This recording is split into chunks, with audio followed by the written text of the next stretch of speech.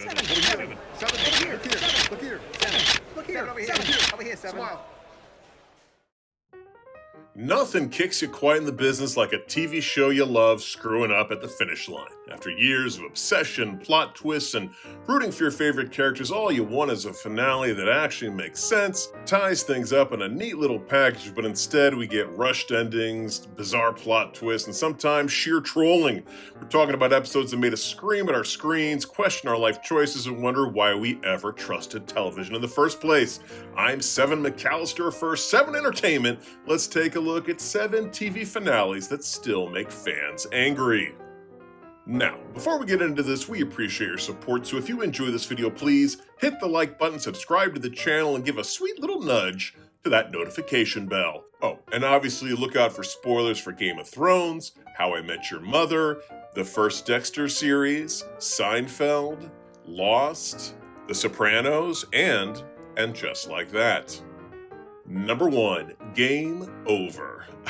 Yes, Game of Thrones, the cultural juggernaut that spent 7 seasons teaching us to expect the unexpected. Beloved characters died in shocking ways, political intrigue was sharp, dragons were awesome, and winter was always coming. Then, season 8 hit, and suddenly the writers were like, actually, winter's over in like 2 episodes.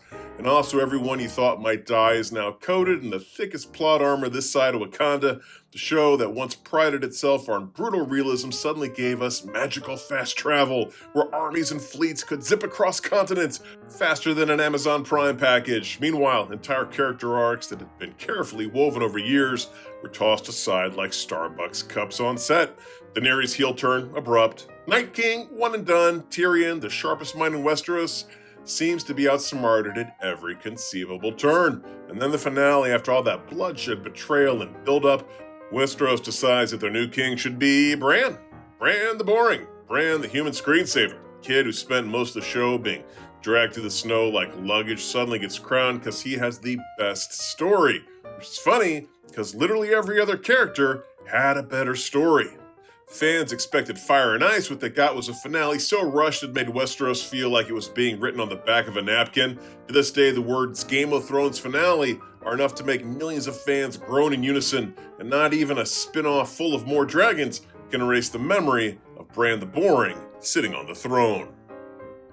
Number 2, Motherload of Crap. If there's one thing How I Met Your Mother taught us, it's that patience isn't always a virtue. For 9, count 'em, 9 seasons, we sat through Ted's endless monologues, Robin's Canadian deep cuts, Barney's catchphrases, Marshall and Lily's couple goals, and about 100 fake-outs about who the mother really was. And then that finale decided to take all that goodwill, crumple it up, and chuck it straight into the garbage. After nearly a decade of storytelling, we finally meet Tracy, the mother. She's sweet, funny, has chemistry with Ted, and feels like the missing puzzle piece we've been waiting for. Great payoff, right? Wrong, because within minutes, they kill her off screen with a casual, oh, by the way, she's dead. And suddenly, this entire show about the mother turns into Ted using his kids as a focus group for why it's totally cool that he hooks up with their Aunt Robin. The emotional whiplash was brutal. Surprise, it was all about Robin. If that was the case, why not just end the show in season 2? Spare us all the heartache. Instead, we get a finale that managed to make every fan angry. People who loved Robin hated it. People who loved Tracy hated it. Even the laugh track sounded like it was booing. Only true winner of that finale was the blue French horn because, at least it got some screen time. Number 3, Dark Passenger gets a pass. The show that had us rooting for a blood splatter analyst who moonlit as Miami's friendly serial killer, 7 seasons Dexter somehow walked the tightrope between gruesome murder and character study, building toward what we all assumed would be a bloody, inevitable comeuppance. And then season 8, the finale, and well, let's just say the writers took a hacksaw to their own legacy. Instead of giving us the cathartic, morally complex ending the show had promised, we get Dexter faking his death in a hurricane and abandoning his son, only to reappear as a lumberjack. That's right, America's favorite serial killer went from disposing of bodies in the ocean to disposing of trees in the woods. A man who once outsmarted cops, cartels, and killers is now outsmarting termites. It was such an absurd, tone-deaf ending that fans thought it had to be a prank, like maybe Showtime accidentally aired a Portlandia sketch instead of the real finale, but nope, that was canon. Instead of closing the book on Dexter Morgan with a bang, the show gave us flannel, beards, and existential boredom. And let's not act like we don't know why they did it. We've had 2 full seasons of Dexter hijinks in the past 2 years that wouldn't have been possible if he'd paid the ultimate price in Miami. And why we should be annoyed by this, Dexter Resurrection's actually been pretty damn good thus far, so I'm gonna give it a pass. Number 4, the finale about nothing. Seinfeld billed itself as the show about nothing, but no hugging, no learning, but its finale managed to be about something far worse, disappointing millions of fans all at once. After 9 seasons of iconic one-liners, bizarre storylines, and the most lovable collection of terrible people on TV, expectations for the finale were sky high. What we got instead was a courtroom episode, because nothing says comedy gold like sitting through a clip show disguised as a trial. Premise: Jerry, George, Elaine, and Kramer get arrested for violating a Good Samaritan law after laughing at a guy who was being mugged, which, sure, that sounds very them, but instead of delivering one last classic misadventure, the finale just paraded out a bunch of side characters from past seasons to testify about how awful the gang was. It was like watching a high school reunion where everyone lined up to roast you for 45 minutes. And then, the big twist ending, the 4 end up in jail. That's it.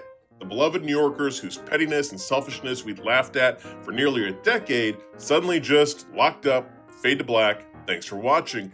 And honestly, I do like the idea of them pointing out that the quartet were self-centered jerks. It's kind of a fun tweak at us for loving them so much, but in the method they did it, it just felt really flat.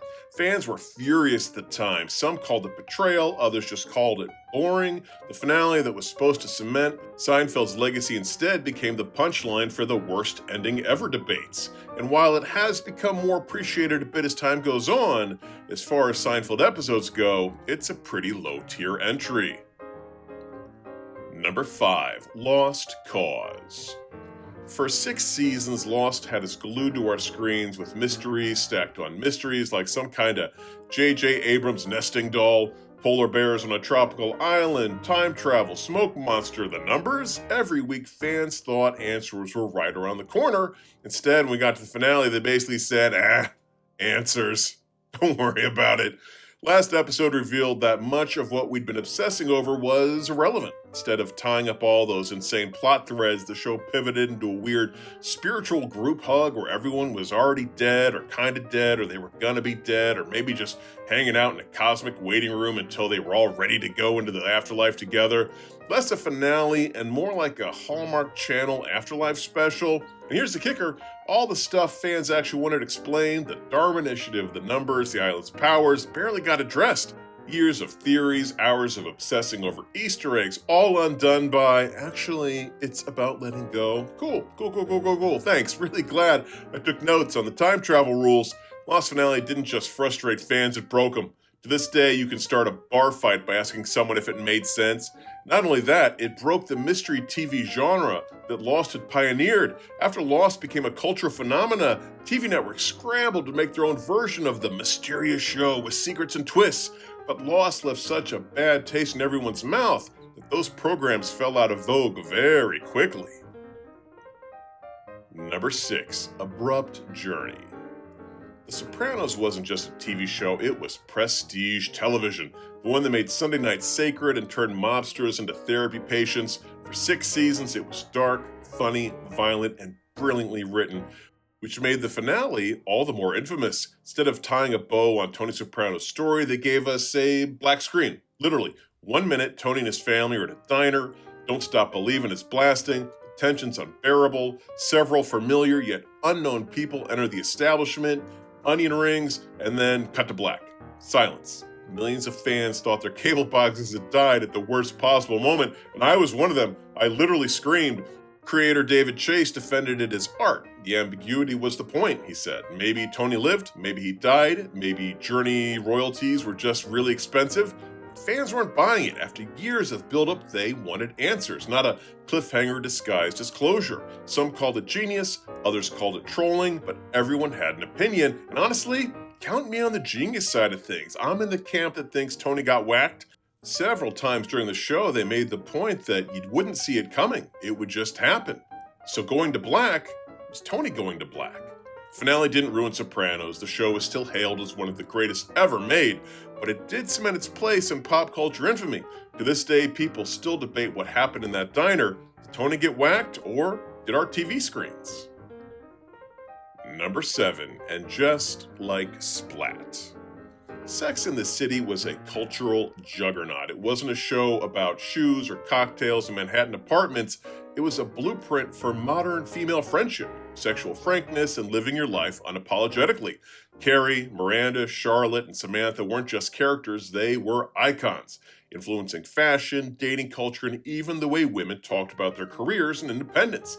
The series sparked conversations that had never appeared on TV before, giving viewers permission to explore ambition, heartbreak, and sex without shame. In short, Sex and the City mattered. It shaped a generation, set a new standard for pop culture, and turned 4 women into legends. And that was followed by, and just like that, the series that took Sex and the City's legacy and fleshed it straight into the New York City sewer system. After 3 seasons of complete disregard for the original's charm, the finale decided to cap it off with a literal storm. Yeah, you heard that right. Carrie Bradshaw, the once iconic columnist, ends her saga not with a poignant reflection or romantic twist, but with an overflowing toilet at Thanksgiving dinner, because nothing says empowered woman like a bathroom disaster. Fans were understandably furious.